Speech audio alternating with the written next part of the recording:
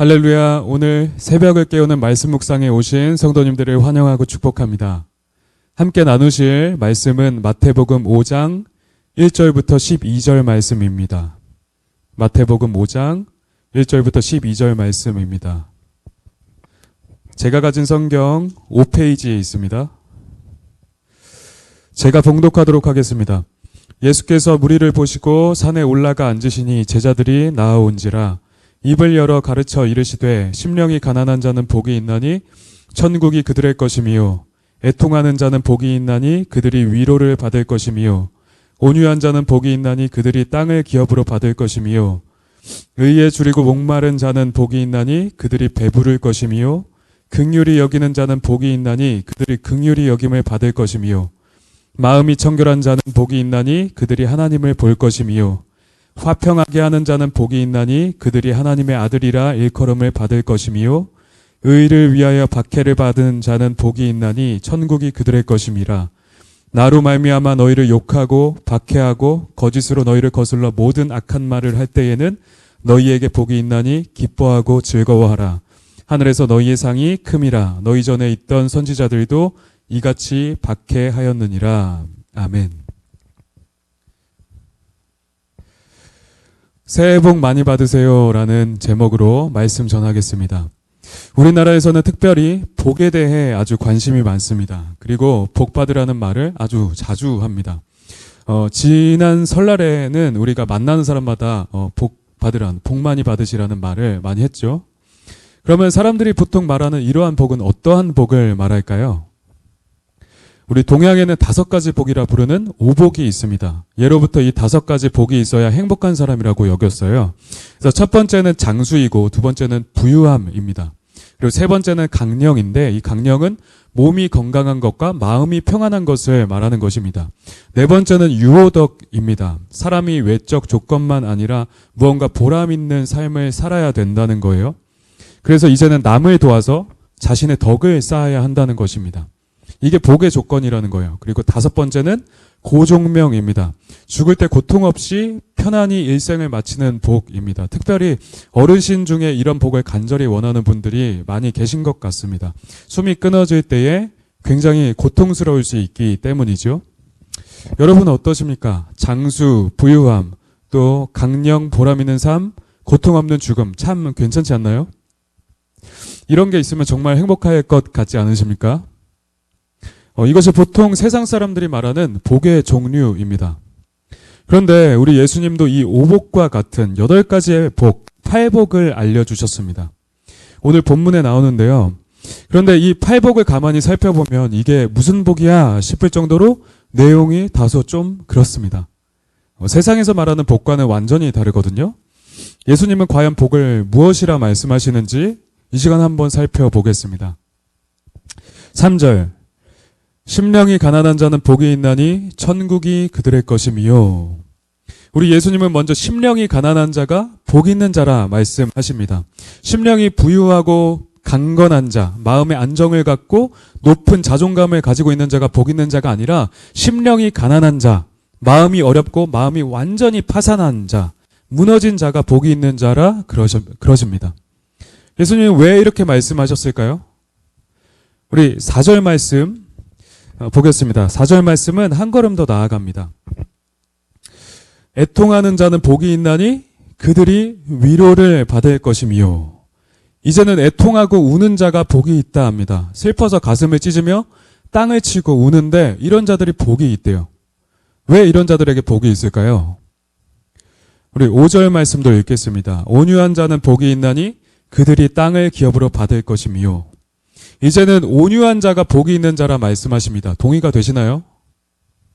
오늘날 부드럽고 화내지 않는 온유한 자로 세상을 살면 어떤 취급을 받는가요? 물론 착하다고 좋아할 사람들도 있겠지만 요새는 그런 사람을 들어서 바보 같다고 말합니다. 오늘날은 자기를 내세우며 또 자신감을 내비치고 자기 PR을 잘하고 목소리 큰 사람이 이기는 세상입니다. 그렇지 않나요? 예수님 사시던 당시에 로마는 더 그랬습니다. 그때는 강함이 곧 가장 큰 미덕이었고 또 절대적인 가치였습니다. 그래서 강한 힘과 권력을 갖고 있는 자가 실질적으로 많은 땅을 차지하고 수많은 것들을 누릴 수가 있었지요. 사실 오늘날도 크게 다르지 않습니다. 사람들은 힘과 명예, 권력을 갖고 있을 때 실로 많은 것들을 누리며 삽니다. 진짜 강한 자야말로 복이 있는 것 같습니다. 그렇지 않습니까? 그러면 예수님은 왜 이렇게 말씀하셨을까요? 앞에 3절에서 말하는 심령이 가난한 사람은 단순히 어려운 일을 당해서 마음이 힘든 사람을 말하는 것이 아닙니다. 그것은 그 마음이 하나님 아니면 다른 것으로 결코 채워질 수 없는 가난한 마음의 상태, 빈 마음의 상태를 말씀하는 것입니다. 그리고 다른 모든 것에는 가난해지고 오직 하나님으로만 부유해지려고 하는 자이지요. 또 이런 사람은 하나님 앞에 나아갈 때 나는 하나님 앞에 죽을 수밖에 없는 죄인이구나. 내가 죄인이구나. 처절하게 깨닫고 슬퍼하며 또 악하고 음란한 세상에 살아가므로 그 심령이 상하여 애통하고 슬퍼하는 사람입니다. 예수님은 이러한 자가 복이 있으며 그들이 결국 위로를 받을 것이라고 말씀하고 계신 것입니다. 왜냐하면 그는 이제 예수 그리스도의 십자가 은혜에 자신을 맡김으로 죄 용서함을 받고 천국을 소유하며 끝내 하나님께 참다운 위로를 받을 것이기 때문입니다. 예수님은 이러한 자가 복되다고 하십니다. 5절에 말하는 온유한 자도 같은 맥락입니다. 온유한 자는 모든 상황 속에서 겸손히 하나님만을 의지하는 자입니다. 그러므로 우리 주님이 선악간에 선히 일하시고 악에 대하여 보응하실 것을 믿고 기대하며 기다리는 자이지요. 비록 하나님의 뜻이 당장에는 이루어지지 않는 듯 보여도 하나님께 대한 믿음을 저버리지 않고 신실하게 살아가는 사람입니다. 예수님은 이러한 온유한 자가 결국 땅을 유산으로 받게 될 것이라 말씀하십니다. 여기서 말하는 땅은 우리가 현재 사는 이 땅이 아니라 장차 임할 하나님 나라의 땅을 말씀하고 있는 것입니다. 우리가 사는 이 땅은 굉장히 유한하고 일시적입니다. 별 가치가 없지요.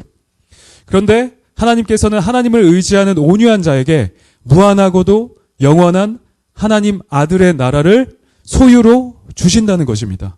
그러므로 그는 참으로 땅을 기업으로 받는 자이고 진정 복이 있는 자입니다. 6절도 볼까요? 의에 줄이고 목마른 자는 복이 있나니 그들이 배부를 것이미요. 의에 줄이고 목마른 자는 하나님의 뜻과 계획이 이 땅에 이루어지는 것에 줄이고 목마른 자를 말하고 있는 것입니다. 예수님은 이러한 자가 복이 있다고 하십니다. 우리가 사는 이 땅은 불의가 판치고 불공정한 것들이 너무 많습니다. 때론 일정 부분 불의가 증벌되는 것 같기도 해 보이지만 사실 그렇지 않을 때가 굉장히 많습니다. 그런데 의에 줄인 자들에게 복이 있다니요? 그러나 이 일 역시도 하나님 나라가 이 땅에 임했을 때에 최종적으로 이루어질 결과를 말하고 있는 것입니다. 공의의 하나님은 모든 악을 심판하시고 의에 줄이고 목마른 자들을 끝내 배부르게 하실 것입니다. 그러니까 하나님의 의로운 나라를 완성하셔서 의로운 세상을 애타게 기다리던 자들을 완전히 만족해 배부르게 해주실 것이다 라는 말씀입니다. 7절 긍휼히 여기는 자는 복이 있나니 그들이 긍휼히 여김을 받을 것이며 예수님은 또 긍휼히 여기는 자가 복이 있다고 말씀하십니다. 긍휼은 불쌍히 여긴다는 뜻이지요. 누구를 불쌍히 여기는 걸까요? 모든 사람을 긍휼히 여겨야 하죠. 나에게 잘한 사람만 아니라 잘못한 사람들까지도 말입니다. 그리고 나와 관련된 사람만 아니라 관련되지 않은 모두까지도 우리는 불쌍히 여겨야 하는 것입니다. 우리 역시 하나님의 전적인 은혜를 받아서 긍휼히 여김을 받고 구원받은 자입니다. 1만 달란트 비유에 나오는 것처럼 예수 그리스도의 십자가 공로로 인해서 우리는 우리가 스스로 갚을 수 없는 모든 죄값을 전부 탕감받은 사람입니다. 그러므로 우리는 모든 이웃을 용서하고 불쌍히 여겨주어야 하는 것입니다. 설령 나에게 아주 심각한 잘못을 한 원수까지도 말입니다. 왜냐하면 우리는 더 큰 긍휼을 얻은 자이기 때문입니다. 하나님은 긍휼히 여기는 자, 다른 사람을 불쌍히 여기는 자는 긍휼히 여김을 받을 것이라 말씀하십니다. 만일 다른 사람에게 긍휼 베풀기를 멈춘다면 우리 역시 하나님의 자비를 받지 못할 것입니다. 그러므로 모든 사람을 사랑하고 긍휼히 여기십시오. 8절 마음이 청결한 자는 복이 있나니 그들이 하나님을 볼 것이며 또 마음이 청결한 자, 깨끗한 자가 복이 있다고 합니다. 마음이 청결하다는 것은 모든 행동의 근원이 되는 사람의 심령을 깨끗하게 하는 일입니다. 행동만 아니라 그 뿌리인 마음으로까지 하나님께 죄를 짓지 않는 것이지요. 물론 사람의 마음은 기본적으로 죄성을 가지고 있기 때문에 완전히 깨끗함을 갖기는 불가능합니다. 하지만 거듭난 사람은 마음을 청결히 유지하기 위해서 날마다 노력해야 한다는 것입니다. 우리의 마음이 청결한지의 여부는 우리의 주중 삶을 통해서 엿볼 수가 있습니다. 우리는 우리의 마음 갖는 그대로 삶을 살게 되지 않습니까? 또 아무도 없는 은밀한 가운데 나는 과연 어떻게 말하고 행동하는가를 보면 우리의 마음이 과연 어디에 가 있는가를 스스로 점검해 볼 수 있습니다. 사람은 마음이 청결한 만큼 하나님을 경험할 수 있습니다. 왜냐하면 하나님은 거룩한 분이시고 아무런 죄나 불의도 없는 분이시기 때문입니다. 사람이 하나님의 성품과 닮으면 닮을수록 하나님은 그 청결한 자를 더욱 가까이 하시고 그에게 하나님 자신을 계시하시고 나타내시고 경험케 하십니다. 구름이 거치면 거칠수록 해를 더 선명하게 볼 수 있는 것과 같습니다. 여기서 하나님을 본다는 말은 하나님을 아주 생생하게 체험하고 경험하며 인격적으로 교제한다는 말입니다. 우리가 온 우주 만물을 지으신 창조주 하나님을 우리의 삶 속에서 날마다 생생히 경험하고 살아간다면 얼마나 놀랍고 경이로운 일일까요? 그러므로 마음을 청결하게 함으로 날마다 하나님을 생생하게 보고 경험하는 여러분 되시기를 축복합니다. 예수님은 이러한 자가 복이 있는 자라 말씀하십니다. 9절 말씀 읽겠습니다. 화평하게 하는 자는 복이 있나니 그들이 하나님의 아들이라 일컬음을 받을 것이며. 이 세상은 서로 미워하고 싸웁니다. 그리고 서로 죽이고자 하죠. 세상에 일어나는 대부분의 악이 이런 복수와 투기, 싸움입니다. 그런데 우리 예수님은 화평케 하는 자가 복이 있다고 하십니다. 화평하게 하기 위해서 내 자존심을 버리고 다른 사람을 내가 먼저 용서하며 내가 손해를 보고 대가를 치르는 것입니다. 예수님은 이런 사람이 복이 있다고 하십니다. 왜냐하면 이런 사람이야말로 예수님을 닮은 하나님의 자녀이기 때문입니다. 우리는 하나님의 아들이신 예수님을 통해서 이런 삶의 모범을 엿볼 수가 있습니다. 예수님은 죄 없는 분이셨지만 수많은 죄인들에게 고초를 당하셨고 끝내 죽임을 당하셨습니다. 하나님이신 예수님께서 죄인들에게 모욕을 당하시고 침뱉음 당하시고 주먹으로 침을 당하시고 끝내는 가장 치욕스러운 십자가에 매달리신 것입니다. 그리고는 사람들을 하나님과 화평케 하셨습니다. 예수님은 이러한 모범을 우리에게 먼저 보이셨어요. 그러므로 우리도 예수님과 같이 친히 복수하지 않고 화평케 하는 이런 삶을 살아가면 우리가 하나님의 아들을 닮아서 세상 사람들로부터 하나님의 아들이라 일컬음을 받게 된다는 것입니다. 우리가 예수님과 닮아서 하나님의 아들이라 일컬어진다면 이것이 얼마나 더 없는 영광일까요? 화를 당하더라도 맞대어 싸우는 자가 아니라 그리스도의 사랑으로 용서하고 화평케 하는 복된 사람이 되시기를 축복합니다. 화평케 하는 자가 바로 복이 있는 사람입니다.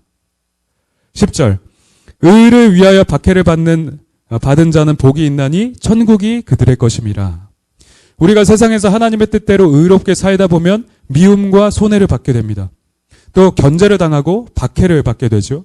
하지만 예수님은 의를 위하여 박해를 받은 자는 복이 있다고 하십니다. 왜냐하면 이 땅에서부터 하나님의 백성답게 산 그 사람을 하나님이 반드시 그 나라로 인도하실 것이기 때문입니다. 그러므로 우리는 이 천국 소망을 가지고 박해를 두려워하지 않으며 담대히 살아갈 수가 있는 것입니다. 11절부터 12절 읽겠습니다. 나로 말미암아 너희를 욕하고 박해하고 거짓으로 너희를 거슬러 모든 악한 말을 할 때에는 너희에게 복이 있나니 기뻐하고 즐거워하라. 하늘에서 너희의 상이 큼이라. 너희 전에 있던 선지자들에게도 이같이 박해하였느니라. 아멘. 예수님은 예수님을 믿고 그 뜻대로 살아감으로 세상이 너희를 욕하고 박해하고 거짓으로 너희를 모함할 때에 도리어 기뻐하고 크게 즐거워하라고 말씀하십니다. 왜냐하면 그럴수록 너희의 천국에서의 상이 더 크다는 것입니다. 그리고 이러한 일은 이상한 일이 아니라는 거예요. 옛날 구약에 있던 신실한 참된 선지자들 역시도 이같이 박해받는 삶이었다는 것입니다. 그러므로 의를 위하여 박해받는 삶은 당연한 것이면서도 굉장히 복된 삶이라는 것입니다. 이런 게 복이래요. 우리는 그러한 삶을 살아가야 될 것입니다. 말씀을 정리하겠습니다. 우리는 오늘의 본문을 통해서 예수님께서 우리를 진정한 복으로 초대하신다는 것을 보게 되었습니다. 예수님이 말씀하시는 복은 분명 세상이 말하는 복들과는 차이가 있습니다. 세상은 우리의 육신의 정욕과 안목의 정욕과 이생의 자랑을 충족시키기 위해서 복받으라 말합니다. 그러나 우리 인생은 하나님 외에 다른 것들로 그 심령을 채울 수가 없죠. 다른 것에서 행복을 찾는 사람들은 끝내 다 허무해지고 공허해질 뿐입니다. 그러나 우리 예수님은 우리를 참되고 영원한 행복으로 초대하십니다. 오늘의 팔복은 전부 세상의 유한하고 일시적인 복이 아니라 영원한 하나님 나라의 복락을 말씀하고 있는 것입니다. 그래서 이 세상의 가치관과는 전혀 동떨어진 것처럼 보이지만 이렇게 하나님의 백성답게 살아간다면 너희는 천국을 소유하게 될 것이고 영원한 복락을 앞으로 누리게 될 뿐만 아니라 지금 이 땅에서부터도 그 행복을 미리 맛보고 즐길 수 있다는 것이지요. 그러므로 하나님은 지금 우리가 사는 이 땅에서부터 하나님 나라의 백성답게 살라고 우리에게 말씀하고 계십니다. 우리는 이 세상 기준에 맞춰서 이 땅의 일시적인 복에 마음을 두지 맙시다. 또 눈앞에 성공과 현세적인 복만을 위해서 살아가지 맙시다. 이 팔복에 말씀하는 바와 같이 우리는 언제나 영원의 마음을 두고 의에 줄이고 목마른 자가 되며 매사에 예수님과 같이 온유하고 타인을 긍휼히 여기고 사랑하는 삶을 살아가도록 합시다. 마음을 청결하게 하여 하나님과 늘 동행하고 모든 사람과 화평을 이루어 살아갑시다. 그리고 그러다 예수님을 따르는 것으로 인해 세상에서 박해를 받는다면 도리어 기뻐하며 우리 주 하나님께 영광을 돌려드립시다. 정말 하나님의 백성답게, 하나님의 자녀답게, 그리스도의 신부답게, 그리스도의 제자답게 살아갑시다. 하나님 나라의 완성은 얼마 남지 않았습니다. 예수님은 금방 이 땅에 오실 것입니다. 그러므로 우리 성도님 모두는 예수님께서 친히 말씀하신 이런 복된 삶을 살아감으로 하나님 주신 복락을 충만히 누리는 자 되시기를 진심으로 축복합니다. 세상에서 말하는 그런 유한하고 일시적인 복이 아니라 하나님 나라의 영원한 복으로 늘 충만하십시오. 이런 의미에서 모두 새해 복 많이 받으세요. 이 시간 함께 주신 말씀을 생각하며 기도하겠습니다. 첫 번째로 2023년 성도님들의 삶이 하나님 나라의 복으로 충만하게 하여 주시옵소서. 세상에서 말하는 그런 유한한 복이 아니라 영원한 하나님 나라의 복을 추구하며 살게 하여 주시옵소서. 그러기 위하여서 팔복의 말씀과 같이 의에 줄이고 목마르며 다른 사람을 긍휼히 여기고 마음이 청결하며 화평케 하고 의를 위하여 박해받는 삶을 살게 하여 주시옵소서. 정말 하나님 나라 백성다운 삶이 되게 하여 주시옵소서 라고 기도하겠습니다. 그리고 두 번째로 각자의 기도 제목을 두고 우리 기도하며 나아가도록 하겠습니다. 기도하겠습니다. 사랑의 하나님 아버지 감사합니다.